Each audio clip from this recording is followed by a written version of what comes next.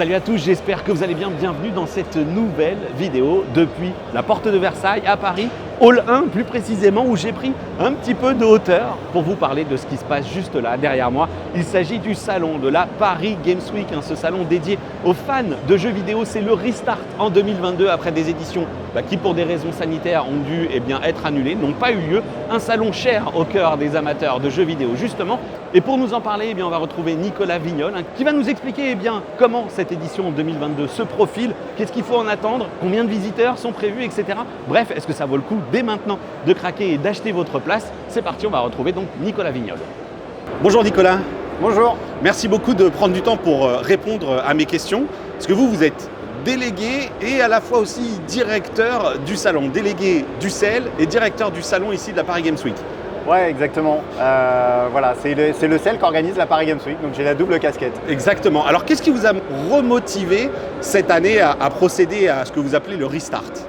Ouais, on n'avait pas besoin d'être motivé. En fait, nous, vous savez, on est toute l'année, en fait, notamment grâce aux réseaux sociaux, mais aussi les événements où on rencontre les studios, mais aussi le public. On a très tôt compris que l'attente autour de la Paris Games Week était juste phénoménale. Donc quand on n'a pas fait les éditions 2020-2021, on a mesuré combien le salon manquait à son public. Donc déjà, le premier diagnostic, c'était se dire, est-ce qu'on fait un salon? Oui, non, ça a été vite tranché. C'est-à-dire que le salon était très attendu par le grand public. Et puis après, il fallait voir si les entreprises du secteur étaient partantes pour faire un salon. Parce que le Covid a interrogé, est-ce que l'événementiel, est-ce que les rendez-vous physiques, etc. Ouais. Et en fait, assez tôt, les acteurs français nous ont dit, on a un énorme asset en France qu'on a fait grandir depuis 2010, il ne faut pas le perdre. C'est la Paris Games Week qui est une marque incroyable, y compris sur la scène internationale. Donc il y avait cette double volonté, donc on s'est dit on fonce quoi. Alors aujourd'hui on est ici regroupés sur le hall 1. Alors moi j'étais là hier soir pour la pré-soirée de lancement. Les gens étaient quand même un petit peu sur cette phase de doute. On sait que les éditions ont été annulées en raison de la Covid. Là, on est Hall 1 uniquement. Il y a certes moins de salons, mais il y a quand même beaucoup de monde là. Combien vous avez de visiteurs attendus? Je sais qu'il y a des journées où tout est vendu, même en termes de place. Ouais, exactement. Alors, non seulement on a du monde, on est déjà sold out le samedi et le dimanche, par exemple, et on n'est que mercredi. Donc voilà, on est quasiment plein mercredi, qui était notre journée la plus faible, je peux vous le dire. Mais en fait, on va tutoyer les 25 000 visiteurs, ce qui est notre max. Et jeudi, vendredi, on est quasiment à plein. Donc pour ceux qui veulent prendre leur billet, il faut foncer. D'ailleurs, sur le site, vous remarquerez, quand c'est plein un jour, on vous oriente sur une autre journée, tout simplement, parce qu'on a essayé, pour la qualité du salon, de mettre un capage. On assume le fait qu'au-delà de 25 000, on ne peut pas recevoir correctement les familles, les gens, etc. Oui. Donc on renvoie sur d'autres jours. Voilà. Ça, c'est un nombre, entre guillemets, un petit peu limite que vous avez défini vous, ou aussi parce que les conditions sanitaires, encore aujourd'hui, on voit bien qu'à l'entrée de certains stands, on a du gel, etc. C'est à la fois recommandation ou juste une décision de. Non, alors franchement, je vais être super clair là-dessus. On n'a pas sur le salon, le 25 000, il n'est pas pensé d'un point de vue sanitaire. On l'a pensé qualité de l'expérience salon.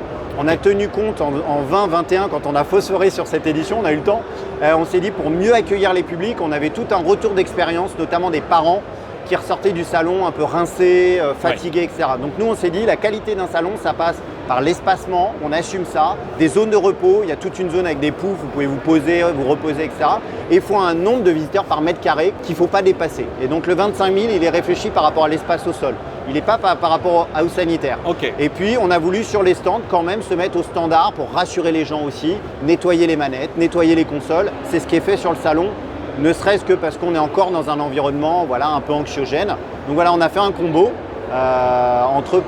Mais ce n'était pas le sanitaire qui a drivé le salon cette année. Alors là, aujourd'hui, on est mercredi, c'est le premier vrai jour d'ouverture au public. Le salon commence aujourd'hui, se termine dimanche.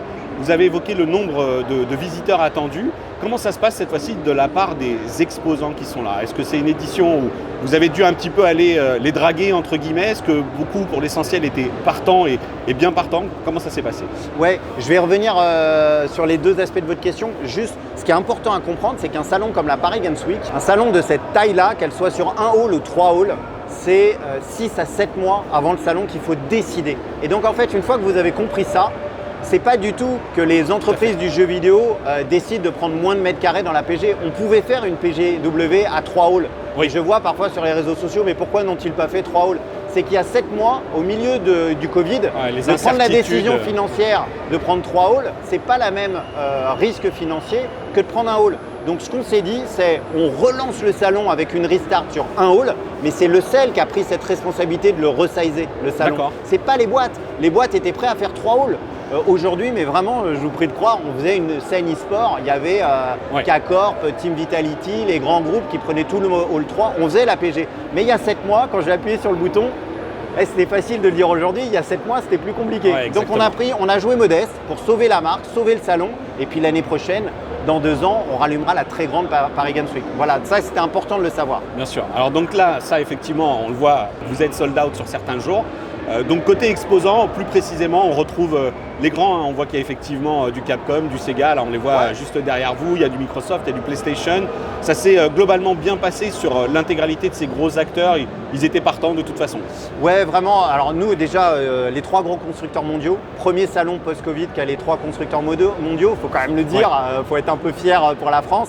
Ni la Gamescom, ni le Tokyo Game Show, qui sont nos amis, mais avaient ces 3 consoliers, donc PlayStation, Sony, Nintendo et Microsoft Xbox sont sur la Paris Games Week. Et ensuite, on a 117 exposants, pour être précis. Tous les éditeurs qui comptent dans le monde, vous avez cité Pleon avec leurs marques comme Sega, vous avez un énorme stand Ubisoft avec un stand incroyable, vous avez Bandai Namco, vous avez Square Enix, vous avez un énorme stand de Jeux Made in France qui est un classique du salon avec 33 éditeurs qui sont présents. Focus, avec notamment Plague Tale Requiem par exemple pour ceux qui sont fans de cette licence. Donc voilà, 33 éditeurs de jeux, rien que sur le stand Jeux Made in France. Donc non, en termes de programmation, de line-up, c'est-à-dire de jeux présents, on a une édition qui est fabuleuse.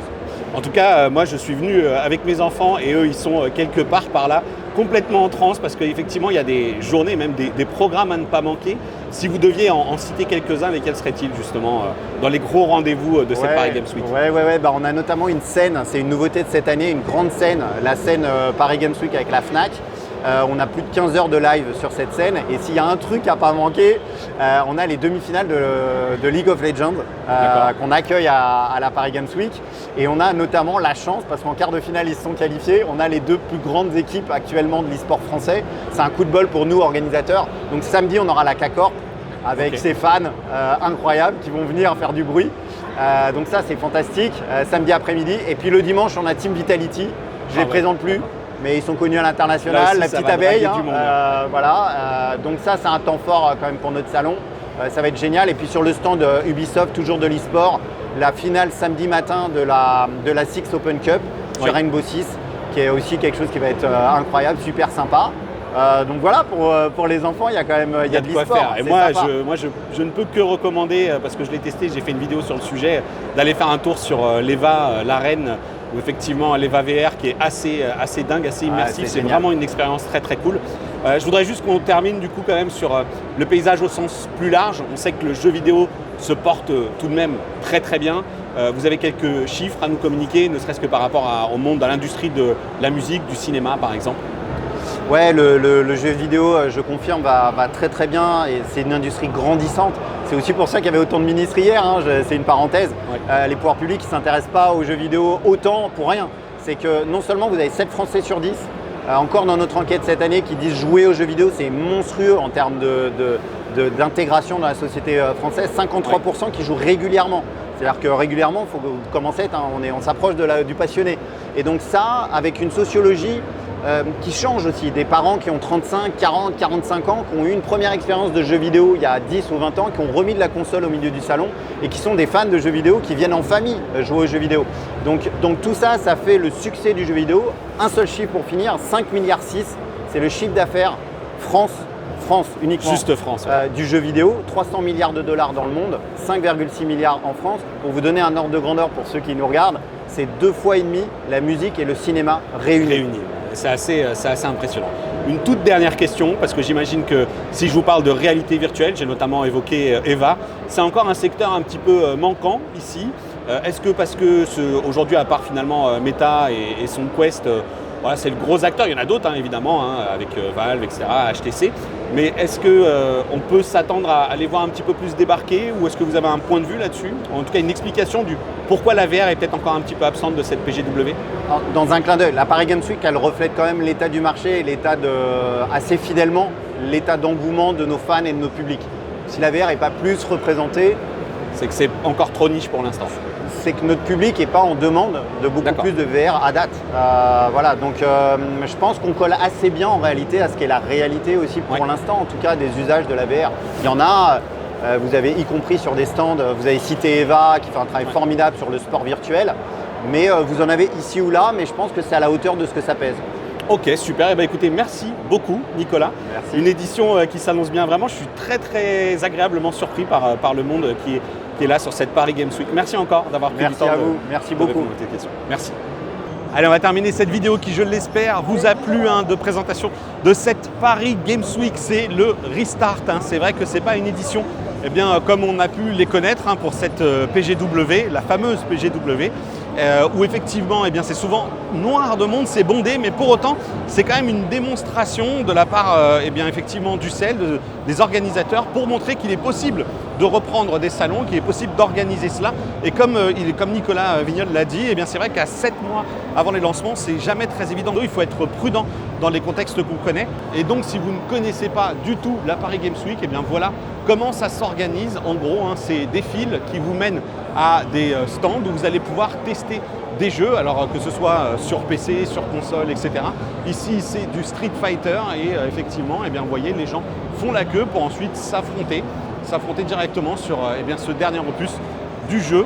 Ici, le stand de PlayStation, vous allez le voir. Alors, il y a évidemment un max de titres. On a du Final Fantasy VII. Et vous allez le voir qu'il y a effectivement la possibilité de se prendre en photo avec des photobooths dans un petit coin, ou alors vous pouvez tout simplement aller plutôt vous rendre comme ça sur des stands comme celui-ci, celui de Horizon Forbidden West, avec du cosplay. Et voilà, et donc vous pouvez tout à fait accéder ici, voilà, comme vont faire ces personnes-là, pour se prendre en photo ensuite avec les personnes à l'image du jeu. Alors là, je suis un petit peu en retrait sur le salon, mais vous voyez que ça s'organise. Qu'est-ce qui se passe juste là? Ah oui, c'est le défi de squat. Donc vous pouvez effectivement aller essayer de battre les records de squat. Vous voyez, il y a du monde. Il y a du monde ici qui a envie de tenter l'expérience. Et on a ici la scène de la Paris Games Week. Il y a un événement qui va se tenir juste là, donc des joueurs qui vont s'affronter. Et ce qui est assez fou, c'est que l'événement est dans peut-être 45 minutes, mais en fait tout le monde est déjà en place dans l'attente de découvrir ça. Les gens sont debout. C'est trop beau. C'est trop beau de voir ça. Merci encore une fois à tout le monde. Merci aux ceux qui sont connectés sur le chat. C'est incroyable. Je suis désolé pour ça d'ailleurs. Je vais tirer les oreilles.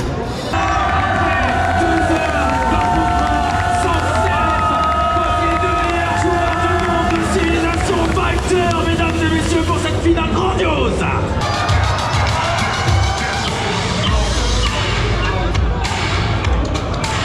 Attendez, on a balancé des full life. Voilà, je peux vous dire que ça se complique ici sur le stand Game One parce qu'il y a distribution de goodies. Donc je peux vous dire qu'il y a full. Ok les gars, là on fait un truc cool. On fait un clap.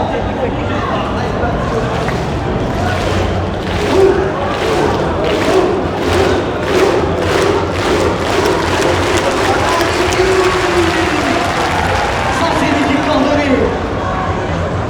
Ok, ça marche. Je prends quelqu'un d'autre en attendant. Il viendra après. C'est parti avec une paire de terre, je sais pas où. Allez là, regarde. Viens là mon frérot.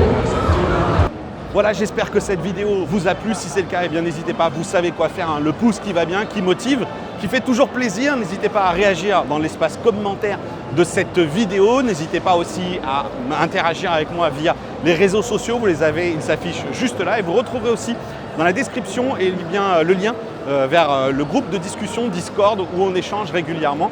Et pourquoi pas d'ailleurs sur les jeux vidéo. Regardez un petit peu, dernières images sur cette Paris Games Week.